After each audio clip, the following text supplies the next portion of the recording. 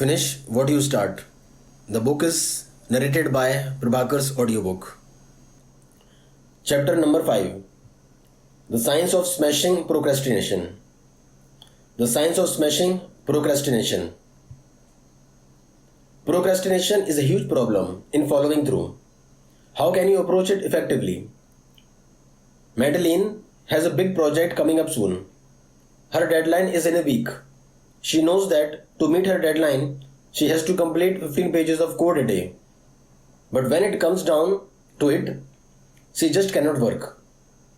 So she put it off, planning to write 30 the next day to make up for the lost progress.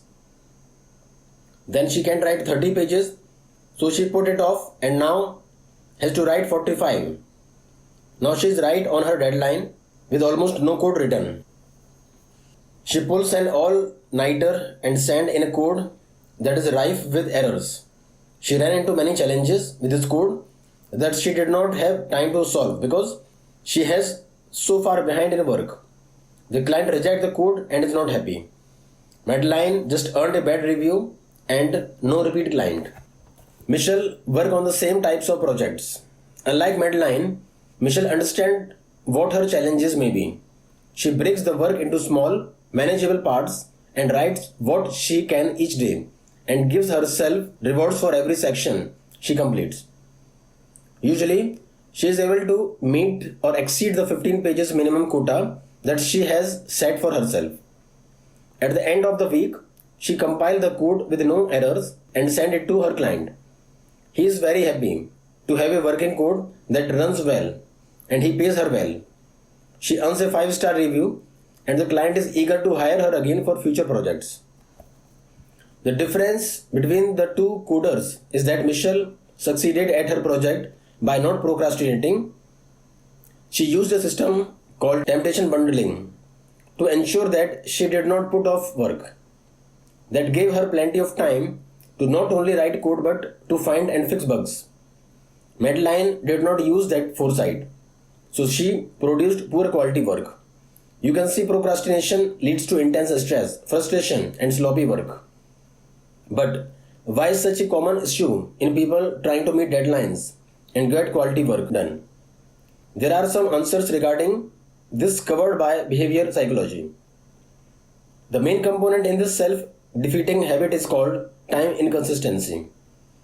This is where humans value immediate and instant gratification over long-term rewards. Imagine that you have two selves, a present self and a future self. In this instance, you are completely different people with different desires that do not overlap. When you make goals, you are making plan for your future self. It is easy to plan for what is best for your future self. You can see what you need in the future and you want that, so you plan for it. Researchers have found that envisioning your ideal future reality is quite easy. However, only your present self can actually do anything. To make goals reality, your present self has to take action. Sadly, your present self wants reward now. It does not want to wait to see the result in the future. So it wants to avoid having to do work for long-term goals, favoring instead tasks that reward you right now. For example, you want to get a big project done to make money, but you really need a nap. You are going to choose the nap over work because that's an immediate reward for your present self. Meanwhile, you are hurting your future self by napping instead of working.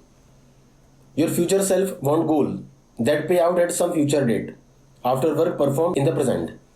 The present self wants reward that pay out now, which in turn often hurt your chances of get your future self its long-term rewards. The best way to counteract time inconsistency is to move future long-term rewards into the present more effectively. That way, your present self sees the benefit and wants to stick to the long-term program. Waiting for a future reward is often not sufficient to motivate your present self because your present self does not want to wait. Temptation bundling. Temptation bundling is an excellent and efficient way to kill procrastination and increase productivity by combining present and future self and their conflicting needs. This takes the above concept and introduce the means to reducing temptation to neglect your future self in the present moment. Conceived by behavioral scientist Carey Milkman at the University of Pennsylvania, temptation bundling is a way to blend both future and present self needs by making future reward more immediate. You give yourself instant gratification in the present while also achieving goals that benefit your future self in the long term. It's simple than it sounds. Basically, you make a positive but difficult behavior or habit in the long term feel good at the present moment as well. Think eating. Think eating Twinkies while working out while watching TV, or doing work while soaking your feet in a salt bath. These are examples of ways to make the long term feel good at the present moment. There is no need to suffer in the present to get something done for your future self. If you do suffer, then you will lose all motivation and procrastinate again. So find ways to bundle your temptation with your long term goals. In other words, pair your obligations with instantaneous rewards. Milkman found that up to 51% of her study participants were willing to exercise with temptation bundling. It is an effective means to correct procrastination habits. You should make a list with two columns, one side being your guilty pleasures or temptations, and the other side being things you need to do for your future self.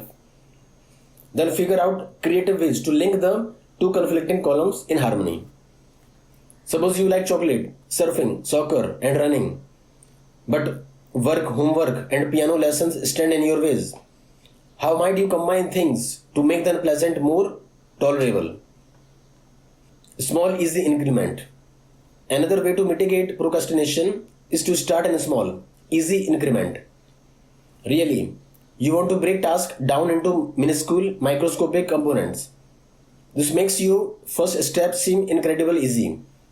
And taking that first step is the hardest part with procrastination. Think of procrastination as an enormous wall you must climb.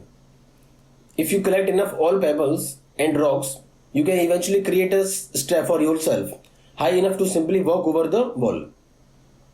You can collect boulders the size of your torso and you may get the same result, but it's a much tougher road. Just make sure your barrier to starting are extremely low. For example, you can even complete 95% of a task and leave the remaining 5% at a starter task for later. So you can get back in the swing of things easily. Doing things break inertia and enables you to gain forward momentum. You gain momentum by working and creating work that you can build upon later as you tackle the harder part of the project.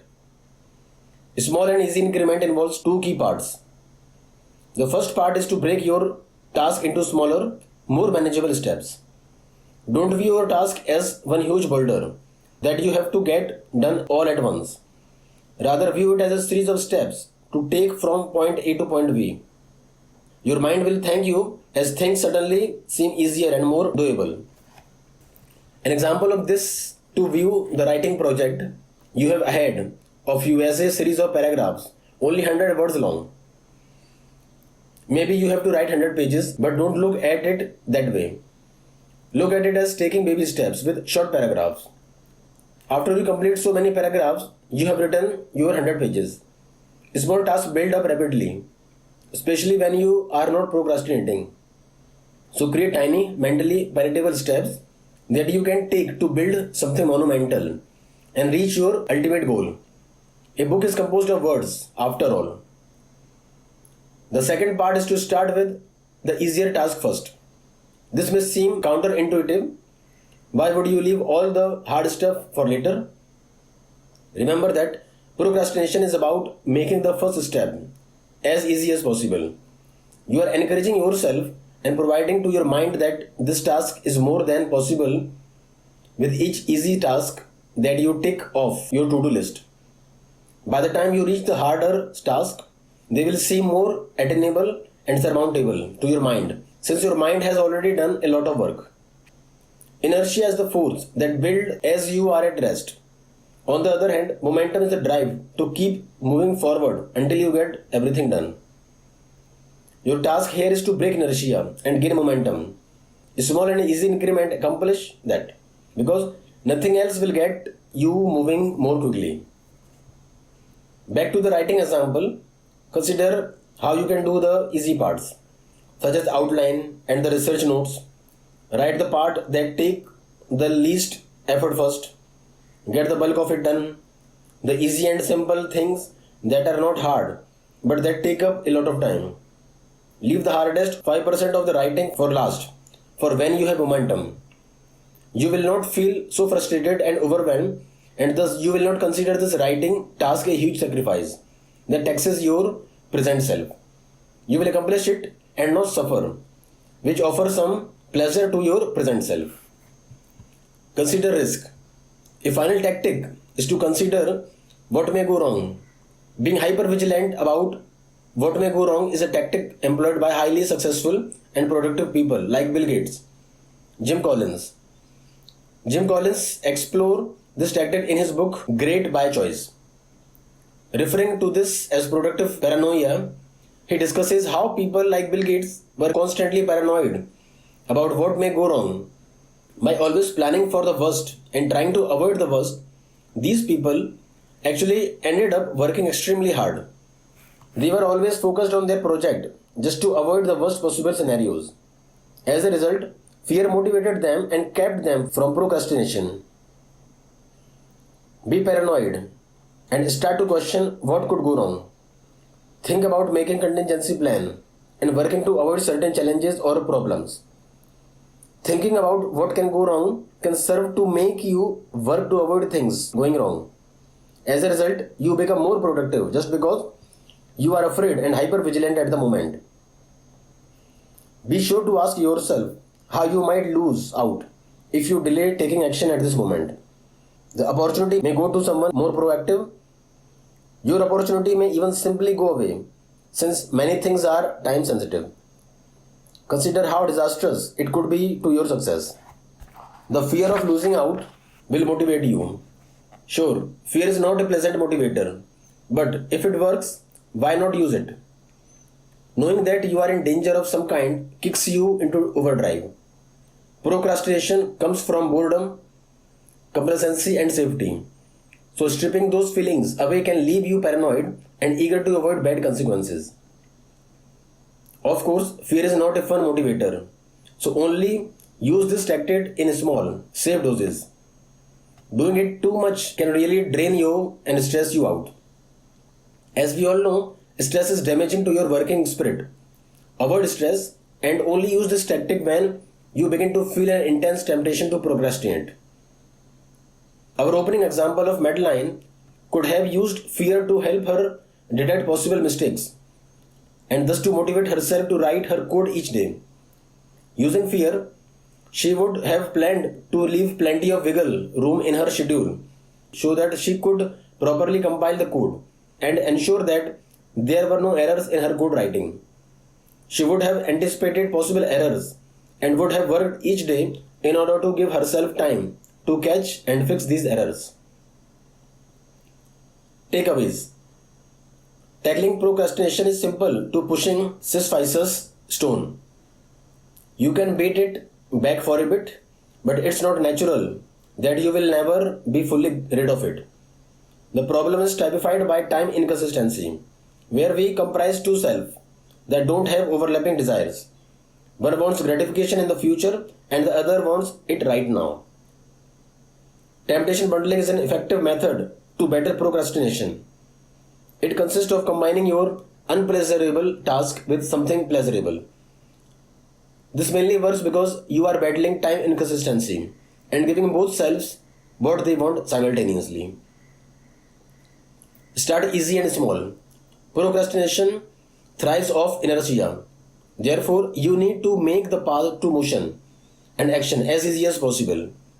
Then eventually you can gain momentum, the opposite of inertia. Sometimes beating procrastination just requires a kick in the pants. Fear and productive paranoia can do that to you. If you are fearful of the negative repercussions you will face, then you will certainly be spurred into action. But this is not a method to use very frequently.